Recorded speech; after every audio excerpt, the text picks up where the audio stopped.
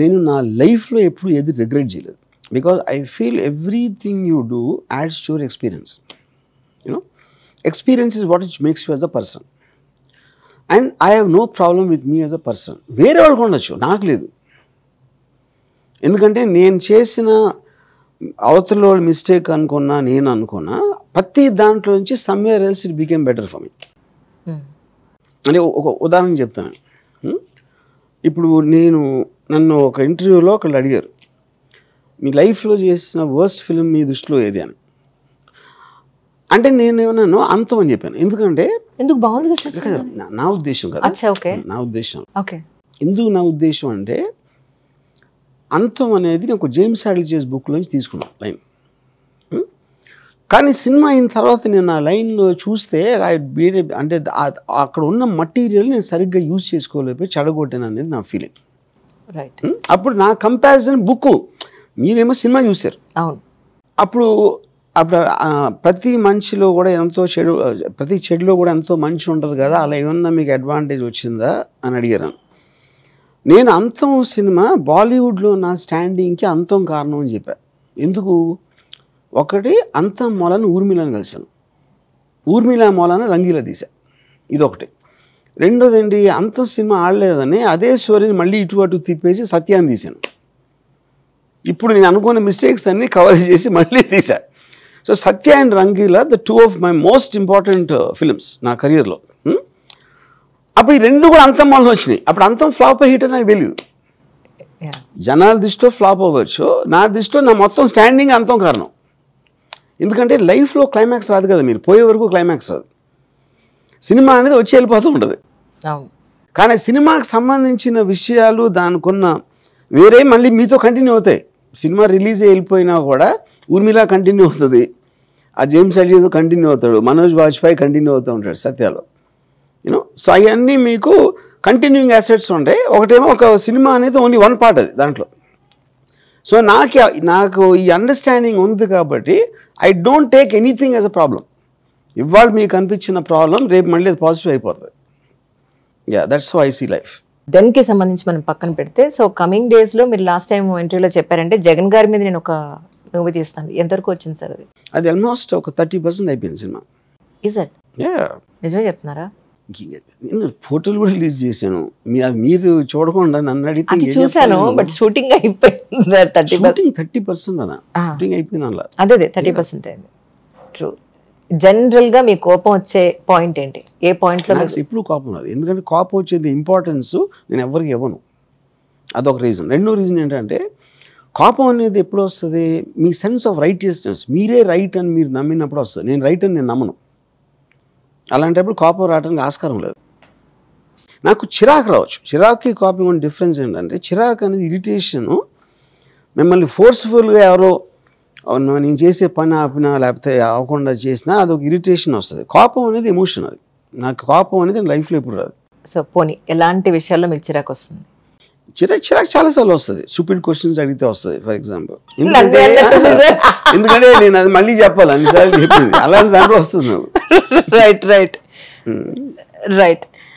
కానీ అంటే నేను అనేది ఏంటంటే, ఒక మనిషి అన్నాక ప్రతి ఒక్కళ్ళు అంటారు కదా, ఒక ఎయిమ్ ఉండాలి, ఆ ఎయిమ్ వైపే మనం ప్రతి అడుగు వేసుకుంటూ వెళ్ళాలి అంటాం కదా, అలా మీరు ఏం పెట్టుకున్నారు అని? నా లైఫ్లో ఎప్పుడు నేను ఏం పెట్టుకోలేదు, ఎందుకంటే నేను నా లైఫ్ని సీరియస్గా తీసుకోను. I'm prepared. I think we're all born in the morning and die in the night. రేపు ఏమవుతుందో తెలీదు, నిన్నేమో అయిపోయింది. ఇవాళ బతకడం అనేది నా మెయిన్ ఉద్దేశం. రేపటి గురించి అసలు ఆలోచన లేదా? అట్లీస్ట్ రేపు ఒక్కరోజు గురించి. ఇవాళ చేసిన దానికి డైరెక్ట్ రిలేటెడ్ ఉంటే ఉంటుంది కానీ, బట్ నా మెయిన్ థాట్ ప్రాసెస్ అంతా ఇప్పుడు ఉంటుంది, ఇవాళలో కూడా ఉండదు. ఇప్పుడు సపోజ్ మీరే సినిమా టేకప్ చేశారు, ఇప్పుడు జగన్ సినిమా ఆల్రెడీ 30% అయిందన్నారు, రేపు షూట్ కోసం ఈరోజు ప్లానింగ్ చేయాలిగా. అదే ప్లానింగ్ చేయను అలా అంటలేదు నేను. నా బేసిక్ కాన్సన్ట్రేటెడ్ టైం అనేది నేను లైఫ్లో ఎంజాయ్ చేయడానికి ఇవాళ గురించి ఆలోచిస్తాను. వర్క్ అనేది ప్రొసీజర్, అది ఇప్పుడు జగన్ సినిమా ఉంది, అది ఇప్పుడు సెప్టెంబర్ ఎప్పుడు వస్తుంది, అది దానికి సంబంధించిన పనులు ఇవాళే జరుగుతాయి కదా, ఇవాళ జరుగుతాయి, రేపు నిద్రలేసాక రేపు జరుగుతాయి, ఎల్లుండి నిద్రలేసాక ఎల్లుండి జరుగుతాయి. ఏదైతే జనరల్ ప్లాన్ చేసామో అది కూడా ఆ రోజు జరిగింది. ఓకే, మన ఈ సినిమా చేద్దాం, ఇలా చేద్దాం, ఇక్కడ షూట్ చేద్దాం అనేది ఒక రోజు జరుగుతుంది కదా. దాని తర్వాత రోజు జరిగేది యాడ్ అవుతూ ఉంటుంది ఇది సెప్టెంబర్కి. అంతేకాని సెప్టెంబర్ 10 ఎలా చేస్తానని అడిగారు. మీరు భయపడేది దేనికి అంటే ఏం చెప్తారు? దేనికి భయపడినా, ఎందుకు భయపడినా అంటే నేను అన్ని సీరియస్గా తీసుకోను, అందుకని. అందుకే ఇంత ప్రశాంతంగా ఉంటారా, దేని గురించి పట్టించుకోకుండా? I live in excitement. నేను ప్రశాంతంగా ఉన్నాను. All the time in adrenaline rush. I live in high, అంతే.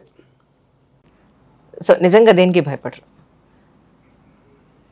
మీరు తీసే దెయ్యాల సినిమాలకి, ఆ దెయ్యాలకి?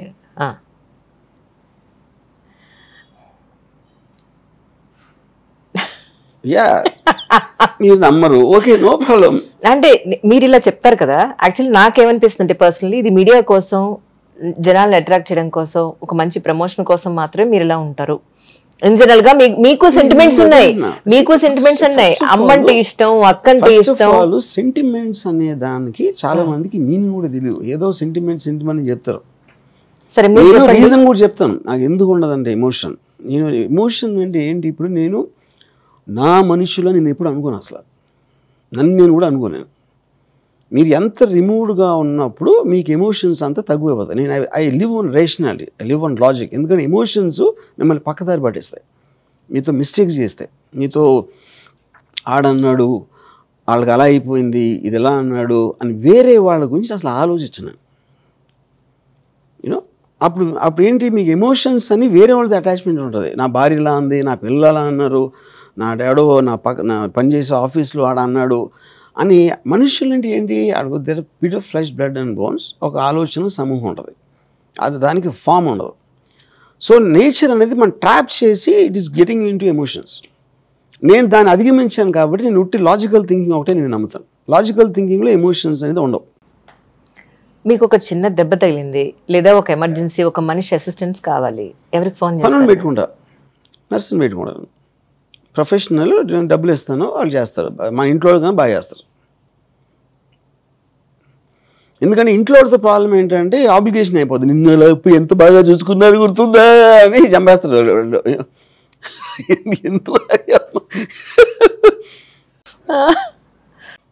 ఇంకోళ్ళ ఆబ్లిగేషన్ తీసుకోవడం పెద్ద హెడేక్, అందుకని నేను తీసుకున్నాను. రైట్, కమింగ్ ఫ్యూచర్లో నాకే ఒకవేళ ఏదైనా ఇష్యూ వస్తే ₹1 పక్కన పెట్టుకోవాలి అని అనుకోవాలిగా. మీరు ఒక అలాంటి బయట వ్యక్తిని మీరు, లేదంటే ఒక నర్స్ని పెట్టుకోవాలనుకున్నప్పుడు అమ్మాయికి పే చేయాలి కదా. దానికోసం కమింగ్ ఫ్యూచర్లో నేను ఆ స్టేజ్కి వస్తే చచ్చిపోతాను నేను. I will see what happens in the next birth.